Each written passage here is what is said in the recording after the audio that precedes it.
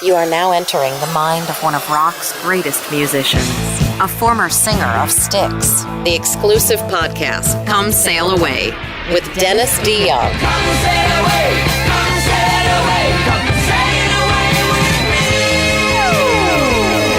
with me. Hey kids, and welcome back to Road Recall. Go.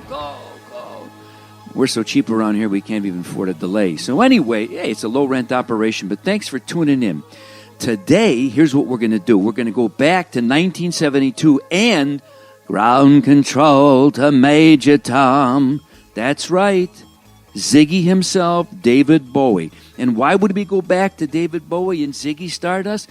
Because in October of that year, David brought the whole band over to the U.S., and they played a place in Kansas City called the Soldiers and Sailors Auditorium. And guess what? Styx opened that show. Now, here's how it goes.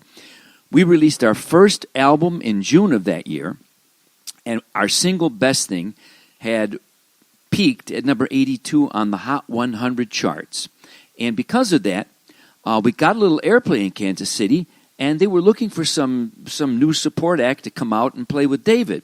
Well, the guys in the band, all we knew about him really was Ground Control from Major Tom, the Space Oddity, and we didn't know much else. So it wasn't like today where you could go to the internet and just check everything out and figure out exactly what the heck's going on and, you know what kind of breath mints he uses and the size of his shoes. Nothing like that. So we show up there at Soldiers and Sailors not knowing anything, and we play our set. And we do okay. Nobody threw anything. There were no boos, and we did good. We were a little nervous, but we played good, and we did some cover tunes because we really didn't have enough original material to cover the whole set. So when that was over, we went over into the wings, and we said, well, let's check out David and the band. We don't know nothing.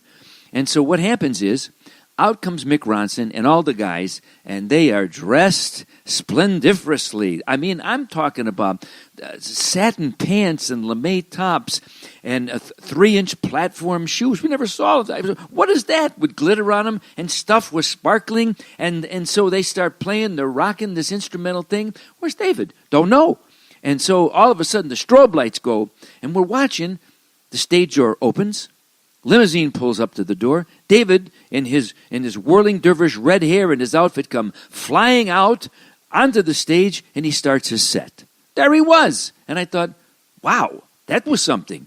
But now that we got to actually see him up close, we said, why don't we go out into the audience and listen, because you can't really hear much music from the wings of any auditorium, no matter what you think.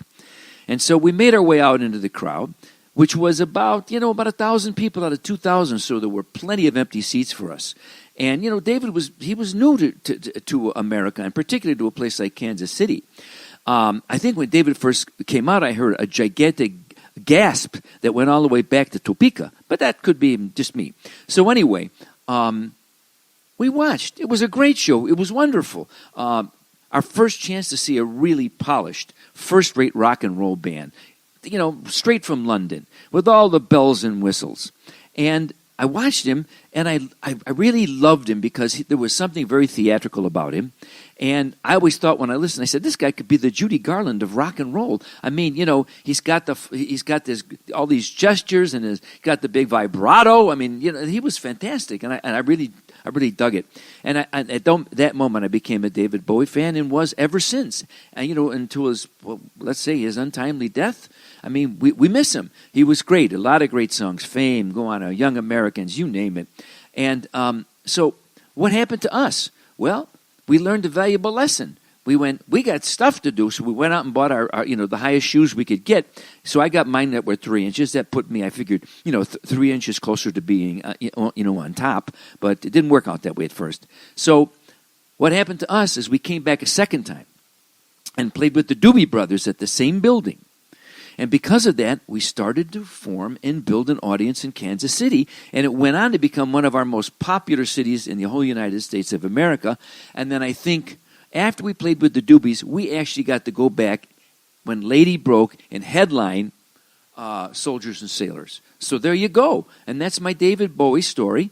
And I must say, along the road, you learn so many valuable lessons by watching others do what they do so well. And then, you steal from them and incorporate it and pretend like it was yours all along. This is what I suggest to you people. But when you steal, be very clever about it. I'm serious. Anyway, hope you've enjoyed this.